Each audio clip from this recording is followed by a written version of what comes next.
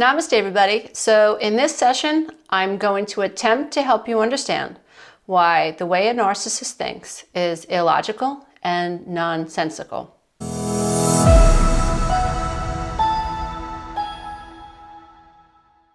If you love this content, please don't forget to click the subscribe button and the notification bell. This way, every time I upload a new video, you'll be the first to know. If you have been a victim of narcissistic abuse, you are someone that understands what it is to deal with someone who has low empathy, to deal with someone who exploits your emotions, to deal with someone who believes that they are entitled to do things that other people don't have the right to do. So rules don't apply to someone who has high narcissistic traits. I think it's also important that we recognize that narcissism exists on a spectrum, as does things like codependency. So while it is, I think, smart to assess whether or not even ourselves, whether or not we have high narcissistic traits as well as other people, I think it's important that we recognize that narcissism does in fact exist on a spectrum and that narcissists by nature don't change. So you could be someone who even yourself is dealing with some narcissistic traits, but once you recognize it in yourself and you say, oh, I don't want to have those traits, I don't like those particular character flaws in myself, I'd like to change them, then you are less narcissistic than someone who doesn't think there's anything wrong with them, which is a nonsensical reality.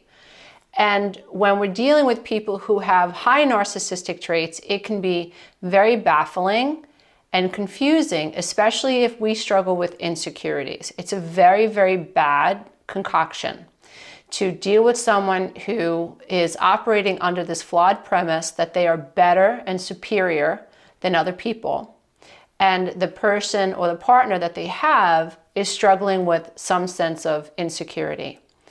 Now, in some situations, you can come into a relationship with a narcissist feeling pretty good about yourself and not being aware of how they are exploiting you emotionally, especially if they're a covert narcissist. It's very hard to notice that this is happening. And oftentimes we notice when we've been in the relationships for 5, 10, 15, 20, sometimes 30 years, because they're so good at masking what it is that they do. They're good at masking the way that they dominate you. They're good at masking the way that they exploit you. In the end, you end up with tremendous self-doubt. You end up feeling like everything is your fault.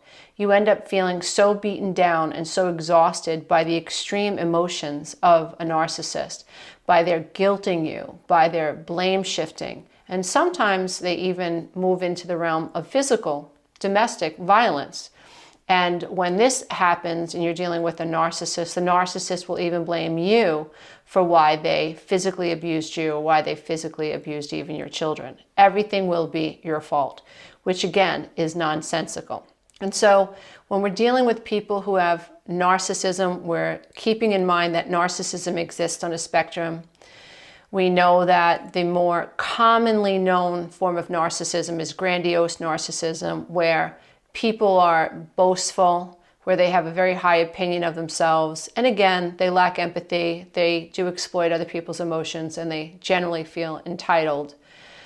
But there's also covert narcissism, or what is known as shy narcissism, and what I've used to call the Boy Scout Narcissist.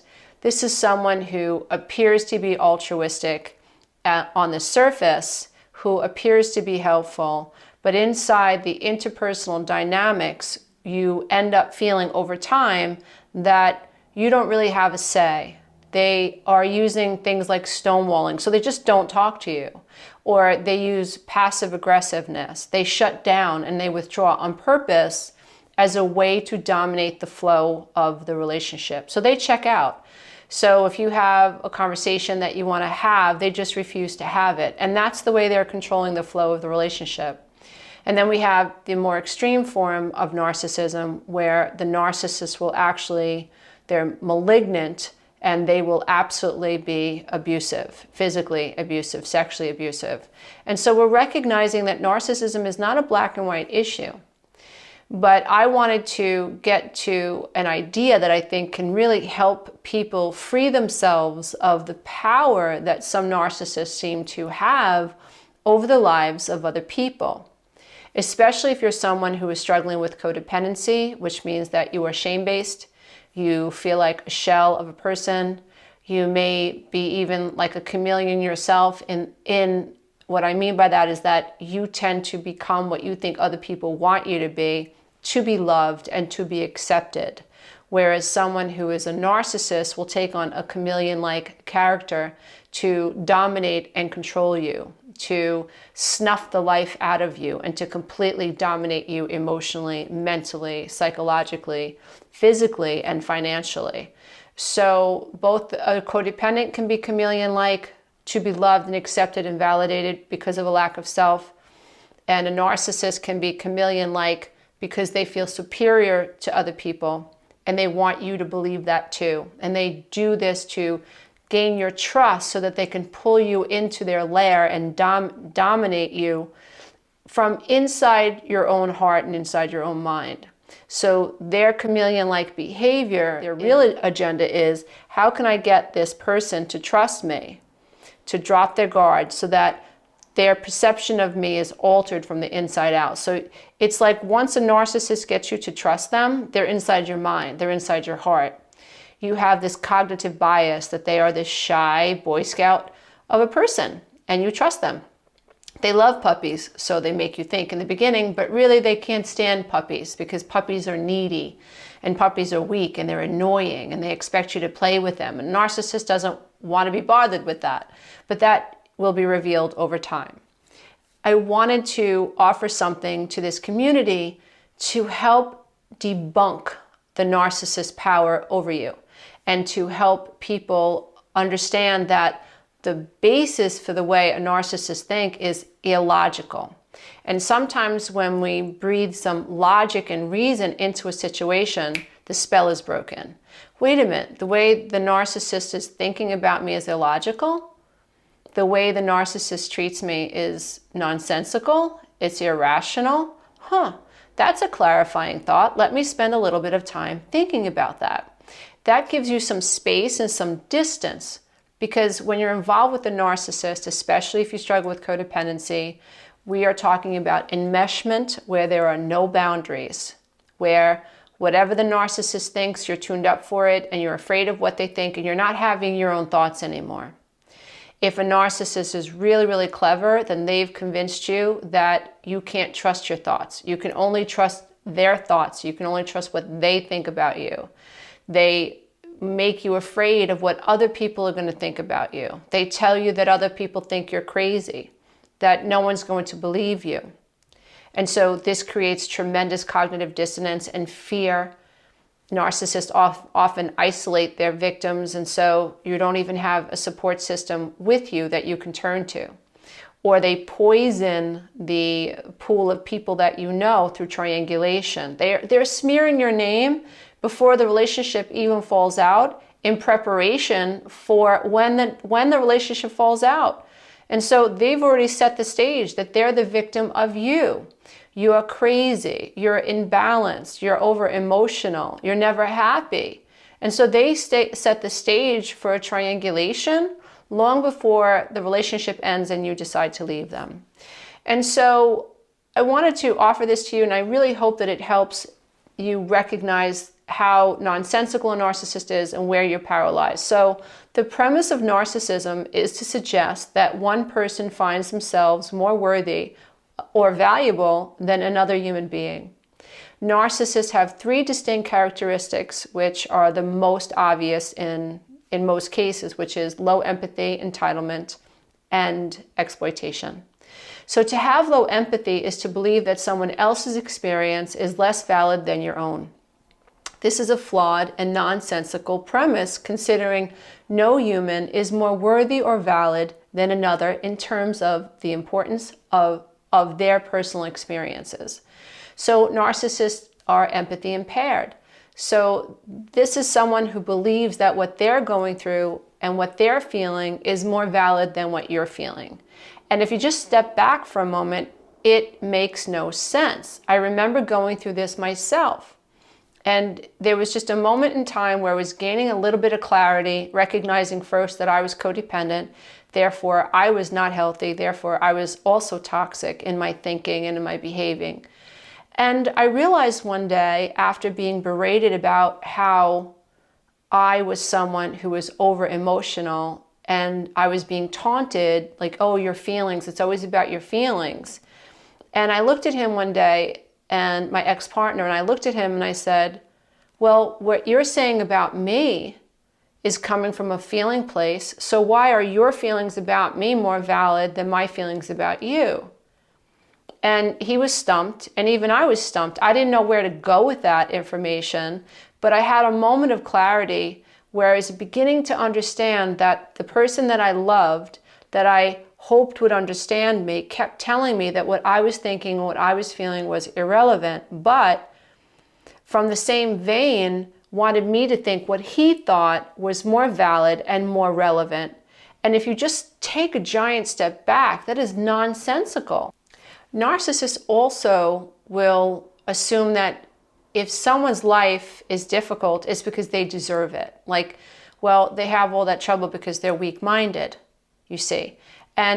Or they'll say, oh, well, they keep making mistakes and that's why their life is such a mess. Again, it's this air of superiority that other people have trouble because they're weak. Now, stick with me.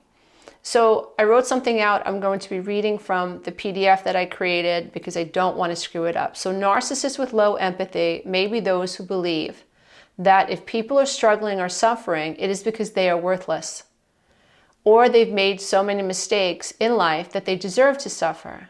This type of thinking suggests that the narcissist is incapable of making a mistake and therefore should not suffer. So imagine the person who believes themselves to be superior, while at the same time believes they should not suffer. And if they do suffer, they suffer because they are so superior and others are so inferior. It must be the fault of someone because they are suffering. The narcissist who is suffering then is caused by the inferiority of another. So if a narcissist assumes and has low empathy for someone who's struggling, and their mindset is, well, you know, they're struggling because they're weak, they're struggling because they're stupid, they're struggling because they're incapable, right? So they're suggesting their low empathy is being justified by suggesting that someone's suffering because they're just not as worthy as they are. So you see, they're weak, therefore I don't have to have empathy for them. They're weak. They bring on their own problems. And so take it a step further. It's nonsensical because when a narcissist then begins to suffer, that thinking process has to come in that, well, if I'm suffering, I should not be suffering because I'm not the weak one. If I'm suffering because of something that someone said. It's someone else's fault that I'm suffering. And so if you think about it, it's irrational because the point of view or the rules that they're using to speak about or to rationalize or to justify or explain someone else's suffering, they can't apply it to their own life. So if Tom down the street is suffering with alcoholism and a narcissist has no sympathy or empathy for Tom, and he says, well, Tom is the cause of his own reality, and Tom does this, and Tom does that, and he's a loser, and blah, blah, blah. So there's this air of superiority, this lack of empathy for the fact that Tom may have been raised by two alcoholics, that Tom may have been even sexually abused as a child and is struggling. And Tom married a narcissistic female who is abusing him now too, and he doesn't have the life skills to get his life together, and so now he turned to alcohol and things are getting worse, which is a very common scenario, by the way. But a narcissist will judge Tom rather than have empathy for Tom and will think of himself as superior to Tom. And so now Tom is suffering, it's his own fault. And I don't have to feel sorry for Tom because it's his own fault. Lack of empathy. And so now when a narcissist finds himself suffering because he got a traffic ticket or because his wife left him, it's not because of something that he did. It's because of something the wife did. It's because the wife didn't see his genius or the wife expected too much of him. But it will be the fault of someone else. It's nonsensical. if you really pull it apart and look at it, the fact that a narcissist has low empathy makes no sense, because when a narcissist is suffering, the narcissist wants all the empathy in the world. So the rules don't apply. The same rules don't apply. So I think it's important that we recognize that. So narcissists have a value system that is nonsensical. It may be a value system based on how many mistakes a person makes, or how attractive or unattractive they are. Or their value system may be tied to how much money someone has or how many friends they have. Narcissists used a flawed value system to rate others as good or bad, inferior or superior. The point is, the narcissist's base operating system is nonsensical, in that their personalities operate from the position that they themselves are superior to others, and therefore all others are inferior. It's just nonsensical because narcissists aren't any better than anyone else. So what we're looking at is the narcissist value system. Think about the narcissist who is driving the red Porsche. There's nothing wrong with people who drive red Porsche. It's good for you. But if you, in your little mind of yours, think you're better than the person who's driving around in the Toyota, then there's something wrong with the way that you're operating. That is a nonsensical operating system, and it is a narcissistic system, and you're placing your value in materialism, which is nonsensical, because what you have doesn't make you better than me, and what I have doesn't make you better than what I have doesn't make me any better than you, excuse me. It's irrelevant. What is true for us all is that we all have innate value. We are good at some things and we aren't good at other things. And the problem comes in when we ourselves are so self-punishing and so uncompassionate or have such little compassion for the self that we're struggling with these insecurities, and then these insecurities get exploited by people who are more narcissistic.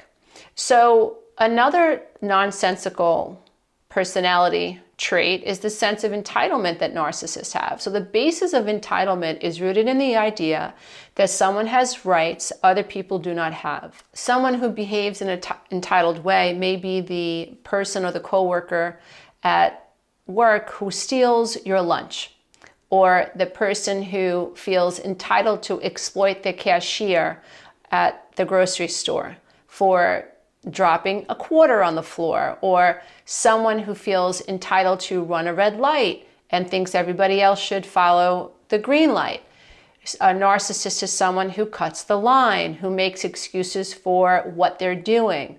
A narcissistic trait is someone who goes and buys clothing and then brings in a receipt, goes to the rack and picks up the same item, goes to the cashier and suggests that they actually are returning this item. They're actually screwing over the department store. But think about this narcissist owning their own store and a customer coming in and doing the same thing. The narcissist would be enraged. This is hypocrisy.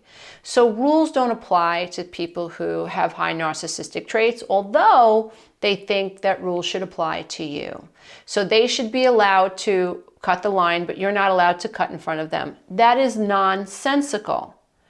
And I think it's important we just take a moment to think about how illogical narcissism is.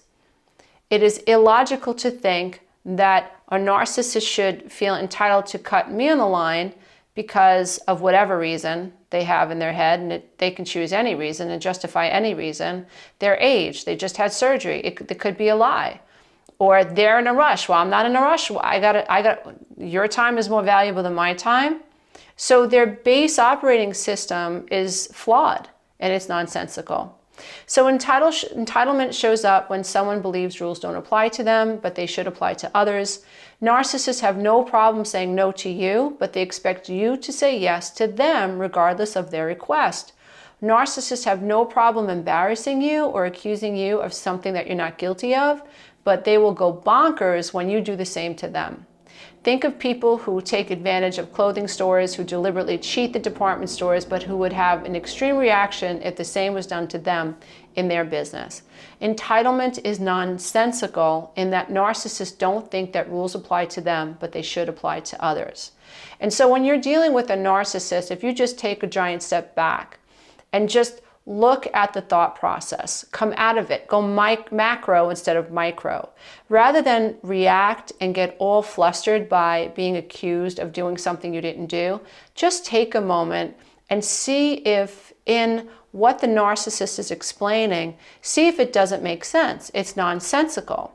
So the narcissist accuses you of coming home late on purpose, and there was traffic. And you turn around and you're in your mind, you're thinking, wait a minute, that this person just came home 20 minutes late yesterday and I had no reaction whatsoever. Like, this is nonsensical. The fact that he or she is accusing me of something that isn't true, it's nonsensical. You're actually making up this whole story in your head. It's nonsensical. Why is that important?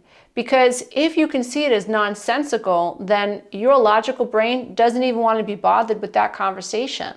It is freeing when you realize that you're talking to someone that's not making sense. That's where cognitive dissonance comes from. That's where mental confusion comes from. That's where we get arrested emotionally. We get so flustered by someone's raging and someone's accusations and someone projecting their sneaky behavior onto us. Narcissists will accuse you of trying to hurt them. They tend to be very paranoid. They tend to be big conspiracy theorists, like you're out to get them kind of thing. And you're not. And you could, if you're not careful, end up being that chameleon and that person who's emotionally trying to twist themselves into a pretzel to convince this person that you have their best interest at heart. And I say, don't play that game. You know, the healthiest relationships are built on trust. And you're never going to be able to love a narcissist enough to get them to trust you. You're just not. And you will be chasing your tail the rest of your life. Someone who is jealous, narcissists also tend to be jealous. Someone who is jealous is insecure. And you're never going to be able to fill that hole inside a narcissist's heart. And so be careful about trying to convince a narcissist that you aren't what they are saying you are, because it's nonsensical.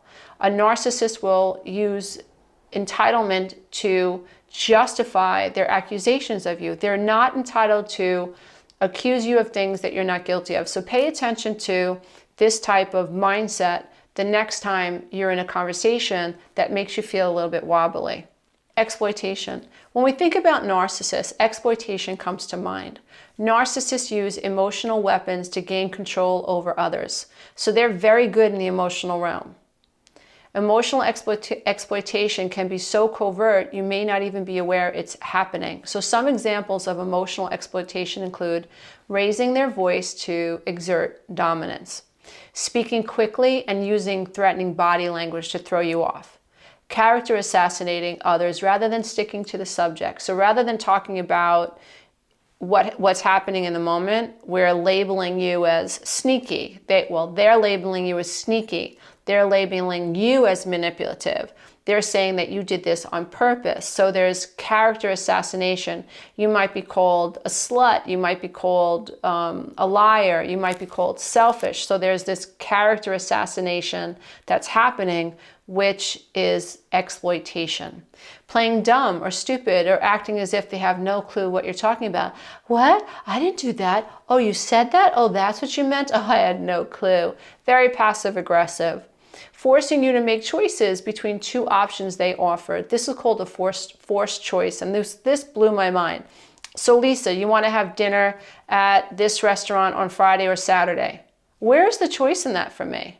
You decided when we were going out, and you decided what we're going to have for dinner, right? So Lisa, do you want to give me $2,500 or do you want to give me $5,000? Do you want to give it to me in small bills or big bills? I don't want to give you $2,500 or $5,000, to bail you out of jail. But now, if I'm not really careful, I won't realize that this person who is highly narcissistic has now just given me two choices to choose from, and they're their choices. Where is my choice in it? I didn't bring this up. I didn't want this to happen. I didn't volunteer my time. I didn't say this is what I signed up for, but you're telling me that I have two choices to make, and you made those choices for me. So be careful when someone offers you a forced choice.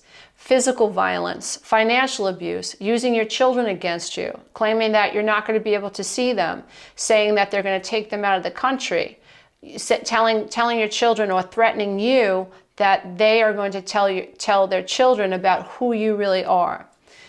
Threatening to expose intimate pictures of you, private pictures that you've exchanged, lying about you, triangulation. These are just a few of the ways a narcissist can exploit others in relationships. However, the key point is to consider how nonsensical this type of standpoint is. For a narcissist to emotionally abuse you, they must believe that they are better than you, and this is a nonsensical point of opinion, considering you cannot place value or worthiness on a human being. So how can thinking about ideas like this help you shift how you see yourself and how you deal with someone with high narcissistic traits? The problem many of us have is when we are not very good at something, we can assume that we are unworthy and forget that we are worthy at our core, and that not being good at something does not mean we are unworthy human beings. If we are dealing with a narcissist who believes themselves superior and we struggle with feeling inferior, this becomes the perfect scenario for the narcissistic abuse cycle to unfold. You may not be a strong verbal communicator, but maybe you're better at writing about what you're feeling. You may not be a very good dancer, but maybe you are an awesome poet. You may not be very good at growing plants and keeping them alive, but maybe you make awesome French toast. You may not be very good at math, but maybe history and social sciences or psychology excites you more. The key is each of us must stop thinking of ourselves as worthless just because we're not good at everything we do or because we are not good at some of the things that we do. We must stop comparing ourselves to others and start seeing ourselves as multifaceted creatures capable of incredible things and might not be so good at other things. We must stop finding value in ourselves through convincing others we are good enough to be loved. See, if you're codependent and or if you're struggling with low self-worth, then you might be caught in this trap. You might think below the veil of consciousness that your goal is to get this narcissist to approve of you. Now you're stuck because now the narcissist, you're coming into the relationship behind the 8 ball saying, I am secondary to you. Almost saying emotionally, spiritually, you are my God.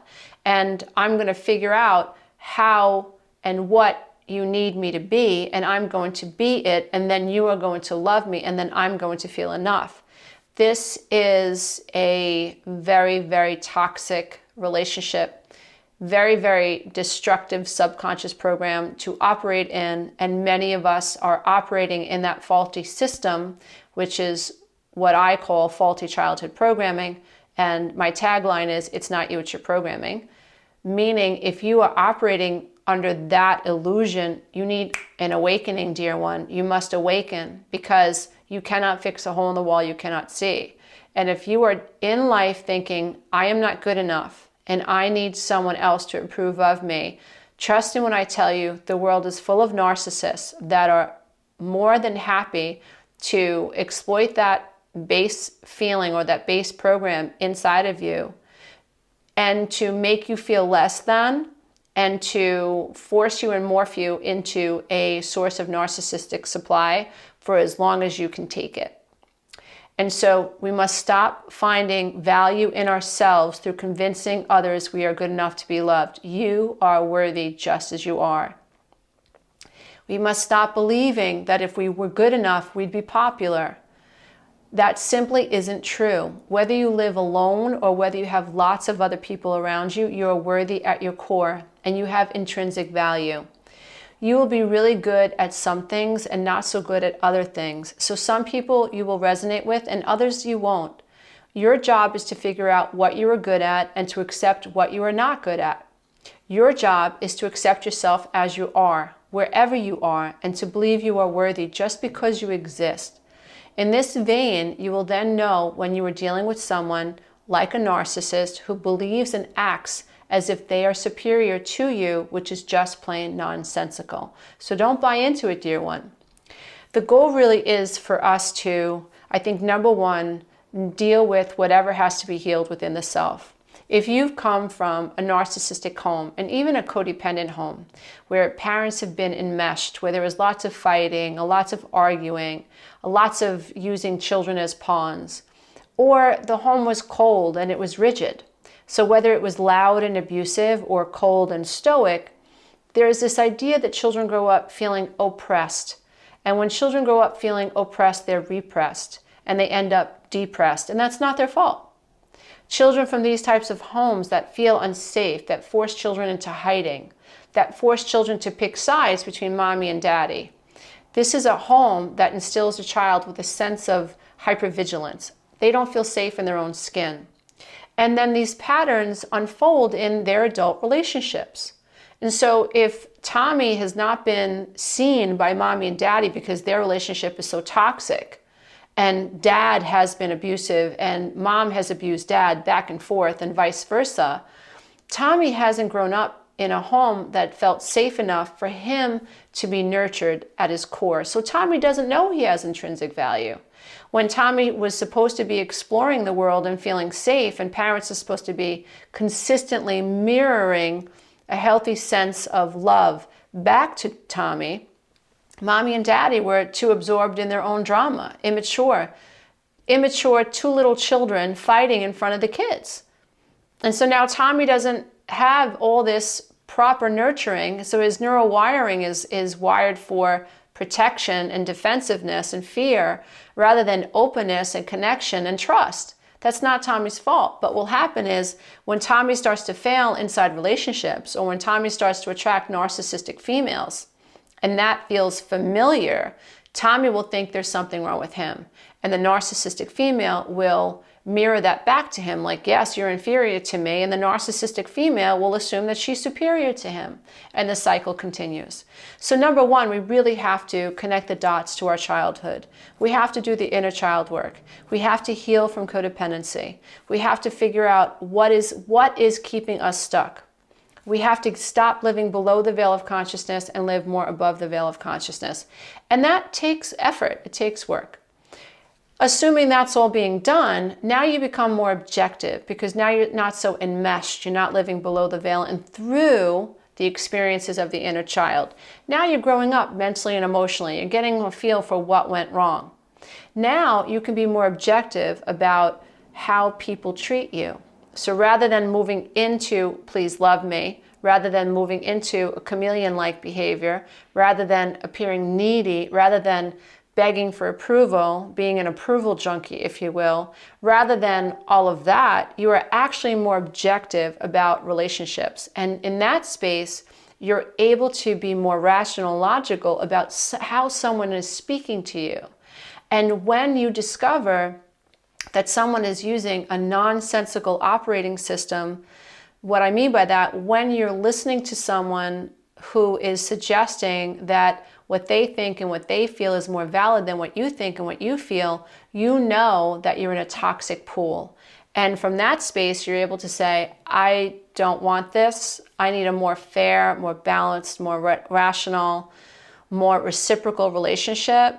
Not judging you, but this doesn't float my boat. And I'm sorry, good luck, goodbye, adios. And you move on until you find and you resonate with people who make you feel good about yourself, where you feel heard, where you don't feel character assassinated, where you're not dealing with people who have low empathy and who exploit you and feel entitled to treat you in a way that goes against how you want to treat someone else. So I really hope that this session has been helpful. I hope it's been beneficial. And I hope that you feel more lighthearted and more hopeful about moving about your day. Just remember, dear one, no matter where you are, no matter how much money you have in the bank, no matter how many mistakes you've made, no matter how well or how poorly you were loved in the past, you are enough. Regardless of anything in the world that has happened, right? Remember, this is a cause and effect universe. What happened to us when we were children affects how we feel about the self, and that manifests in the 3D world. That's not your fault. That's just the way the world has been designed. But the great thing about being a human being is you have the ability to awaken. You can make the rest of your life the best of your life. You we all come here asleep and we're all unconscious the first part of our life. And then we go, hopefully through this, we go through an awakening process where the self becomes actualized or realized. Like, oh, I have a self. I matter. I don't have to put up with this. This is amazing. And we get on that train of self-actualization and self-acceptance and self-love. And we manifest healthier relationships. And this is the path to true enlightenment, to the point where we recognize that we're even one with the universe. Like, we never had anything to prove. We've come to really find the self and find the road back to the self. And sometimes narcissists afford us such contrast. There's so much pain in our life. I know that that's what happened to me. The contrast of the relationship was so not me that the pain of that relationship forced me to awaken and say, enough is enough. From that point on, my life got worse, I think, but then it was like it got better and better and better and better and better. But I had to go through that period of, this sucks. This really sucks. But I can tell you from experience that it was worth it. And I encourage you, if you are here, to keep moving forward and to love yourself every step of the way. So many of us have been there. So many of us have wondered, how am I going to do this? Just keep moving forward. Find the support you need. Get a therapist in your area. Find a support group online. I love CODA. I love AA. I love ACA. I love all of the 12-step groups that you can go to for free and get the support you need on the healing journey and on the road back to the self. Namaste, everybody. Until next time. If you love this content, don't forget to check out the next video, and you can go to my website and take the Codependency Quiz.